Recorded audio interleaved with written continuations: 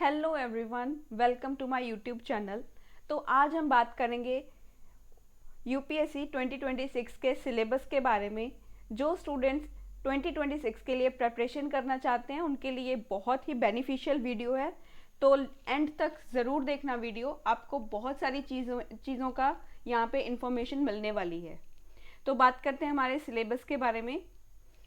जो सिलेबस का हमारे एग्ज़ाम के स्टेजेस होते हैं इसमें आते हैं। सबसे पहले एक तो आता है प्रीलिम्स, फिर उसके बाद होता है मेंस, फिर उसके बाद होता है इंटरव्यू। ये जो एग्ज़ाम है ये 3 स्टेजेस में लिया जाता है।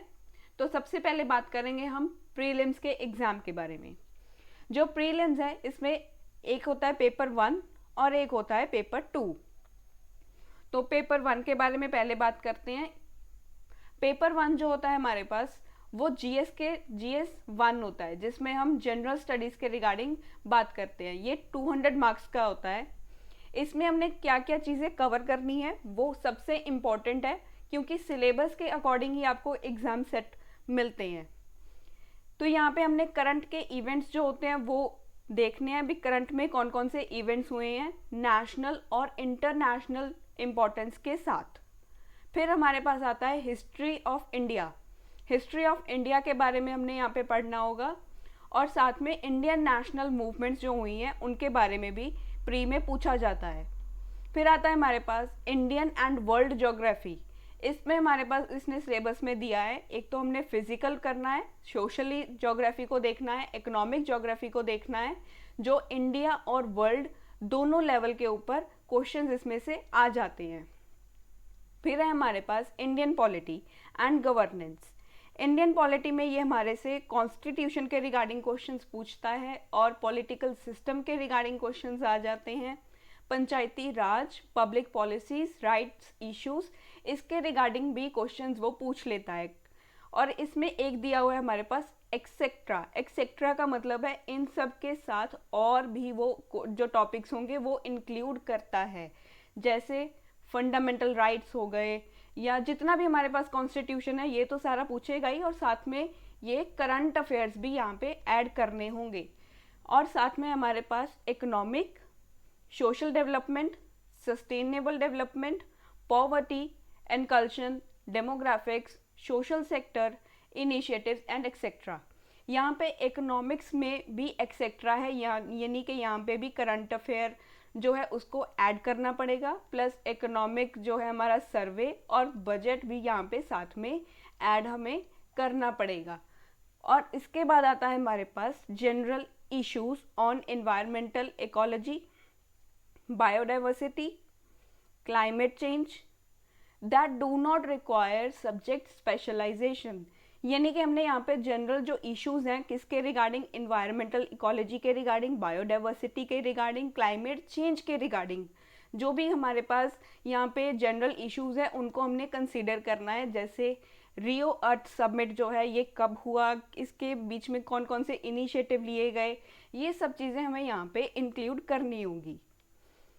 और लास्ट में हमारे पास जनरल साइंस। जनरल साइंस में हमने हमारी एवरीडे साइंस को तो इंक्लूड करना ही है, जो हमारी रोज़मर्रा की ज़िंदगी में हम साइंस का इस्तेमाल करते हैं वो सब चीज़ें आएंगी। प्लस यहाँ पे वो हमसे साइंस एंड टेक के बारे में भी इनडायरेक्टली बात कर रहा है, क्योंकि उसने जनरल साइंस बोला है तो जनरल साइंस में साइंस एंड टेक भी इंक्लूड होगा, और ये करंट अफेयर से रिलेटेड क्वेश्चंस यहाँ से कई बार आ जाते हैं। तो अब हम नेक्स्ट पे चलते हैं पेपर 2। पेपर 2 भी हमारा 200 मार्क्स का होता है। ये सी सेट होता है, ये सी सेट का एग्ज़ाम होता है, और इसमें कॉम्प्रीहेंशंस वगैरह या कम्युनिकेशन स्किल्स के ऊपर कॉम्प्रीहेंशंस वगैरह ये पूछ लेता है, उसके रिगार्डिंग क्वेश्चंस आते हैं। और यहाँ पे रीजनिंग और मैथमेटिक्स को भी ये इंक्लूड करता है। रीजनिंग यहाँ पे हमने इसमें रीजनिंग देखनी है, मेंटल एबिलिटी देखनी है, प्लस यहाँ पे क्वांट के बारे में पूछेगा। यहाँ पे जो है यहाँ पे जो है वो एप्टीट्यूड टेस्ट है। ये क्वांट के बारे में यहाँ पे पूछेगा, जैसे कि यहाँ पे इसने दिया हुआ है नंबर्स एंड देयर रिलेशंस। ये जो है ये क्वांट का टॉपिक है, तो ये क्वांट से भी कई बार क्वेश्चंस पूछ लेता है। और साथ में ये 10th लेवल का डाटा इंटरप्रिटेशंस भी पूछेगा, जैसे कि चार्ट्स के रिगार्डिंग चार्ट्स दे देगा कोई भी, तो उसमें से क्वेश्चंस निकालने होंगे, ग्राफ दे देगा, टेबल्स दे देंगे, डाटा सफिशिएंसी, और इस तरह की जो हमने चीज़ें 10th तक देखी हैं वो सारी इसमें इंक्लूड करनी होंगी। और ये क्वालिफाइंग एग्ज़ाम होता है, तो इसमें आपको क्वालिफाई ही करना होगा। तो ये था हमारा प्री का एग्ज़ाम। अब हम चलते हैं हमारे मेंस की तरफ। मेंस में सबसे पहले हम देखेंगे यहाँ पे इंडियन लैंग्वेज। हमारे इंडियन लैंग्वेज में 22 लैंग्वेजेस हैं, और उन 22 लैंग्वेजेस में से हमें एक लैंग्वेज सिलेक्ट करनी होती है हमारी खुद की चॉइस की। चाहे आप हिंदी करो, देवनागरी करो, गुरमुखी, या जो भी पंजाबी वगैरह जो भी उसमें होती है 22 लैंग्वेजेस में से, वो आपको कोई भी एक लैंग्वेज अपनी चॉइस की सिलेक्ट करनी होती है। तो उसके रिगार्डिंग एक एग्ज़ाम होता है। फिर होता है हमारा इंग्लिश लैंग्वेज का एग्ज़ाम होगा। उसके बाद होगा एक ऐसे का एग्ज़ाम। ऐसे के एग्ज़ाम के साथ होगा हमारा GS1, फिर GS2, फिर GS3, फिर GS4, फिर एक ऑप्शनल का एग्ज़ाम होता है। ऑप्शनल के एग्ज़ाम वो आप अपनी खुद की चॉइस का देख सकते हो। चाहे आप PSIR ऑप्ट कर रहे हो तो आप PSIR ऑप्ट करो, चाहे आप हिस्ट्री ऑप्शनल ले रहे हो तो आप हिस्ट्री लो, अगर आप जोलॉजी ले रहे हो तो जोलॉजी लो, अगर बॉटनी लेना चाहते हो तो फिर आप बॉटनी भी ले सकते हो। ये खुद की चॉइस का एग्ज़ाम होता है। अभी इनको डिटेलिंग में थोड़ा सा समझ लेते हैं भी। जनरल स्टडीज़ के जो GS1 का एग्ज़ाम होता है उसमें ये किन किन चीज़ों को इंक्लूड करता है।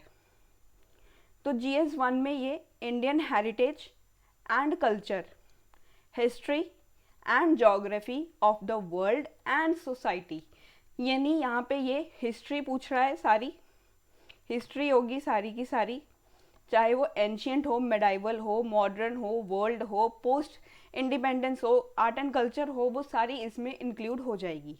और ये ज्योग्राफी पूछ रहा है, इंडिया के रिगार्डिंग ज्योग्राफी, वर्ल्ड के रिगार्डिंग ज्योग्राफी, ये पूरी की पूरी ज्योग्राफी यहाँ पे ये क्वेश्चंस आ सकते हैं। प्लस करंट अफेयर को इंक्लूड करना बिल्कुल भी मत भूलना। और यहाँ पर इंडियन सोसाइटी की बात कर रहा है तो इंडियन सोसाइटी के रिलेटेड भी क्वेश्चंस आएंगे, प्लस इसके साथ भी करंट अफेयर ऐड करना बिल्कुल भी मत भूलना। तो अब हम बात करेंगे जनरल स्टडीज़ 2 GS2 के एग्ज़ाम के बारे में। GS2 के एग्ज़ाम में ये गवर्नेंस से क्वेश्चन पूछेगा, कॉन्स्टिट्यूशन में से पूछेगा, पॉलिटी में से पूछेगा, सोशल जस्टिस भी इंक्लूड करेगा, इंटरनेशनल रिलेशंस को भी यहाँ पे इंक्लूड करेगा। और यहाँ पे इंटरनेशनल रिलेशंस के साथ आप लोगों को करंट अफेयर भी ऐड करना होगा। पर सब्जेक्ट जितने भी GS1, GS2, GS3 है उनके साथ आपको करंट अफेयर तो ऐड करना ही पड़ेगा। इसीलिए ये जो क्वेश्चंस आएंगे ये सभी करंट अफेयर के बेसिस के ऊपर भी क्वेश्चंस आ सकते हैं। तो ये था GS2 के बारे में। अब हम बात करते हैं GS3 के बारे में। GS3 के एग्ज़ाम में ये आपसे पूछेगा एक तो साइंस एंड टेक के बारे में, साइंस एंड टेक्नोलॉजी के बारे में, इकोनॉमिक डेवलपमेंट के बारे में।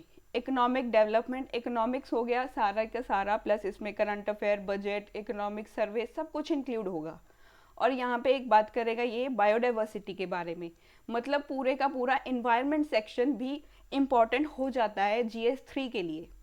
बायोडाइवर्सिटी, इन्वायरमेंट, और साथ में इसमें इंक्लूड करना होगा इंडियन हमारे सिक्योरिटी जो है, जो इंटरनेशनल हमारी ये जो सिक्योरिटी है ये भी इसमें इंक्लूड करनी होगी।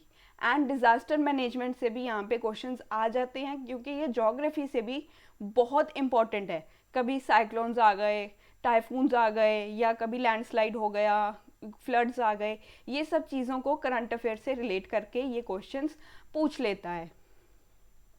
अभी ये था हमारा GS3 के बारे में। अभी हम बात करेंगे GS4। ये जो GS4 का टॉपिक है इसमें ये एथिक्स को इंक्लूड करता है। ये हमारे एथिक्स के टेस्ट के लिए होता है एग्ज़ाम, तो ये एथिक्स का एग्ज़ाम होगा। तो ये थे हमारे GS1, GS2 और GS3 एंड GS4 के बारे में बहुत एक छोटी सी इन्फॉर्मेशन जो थी वो मैंने आपको यहाँ पे प्रोवाइड कर दी है।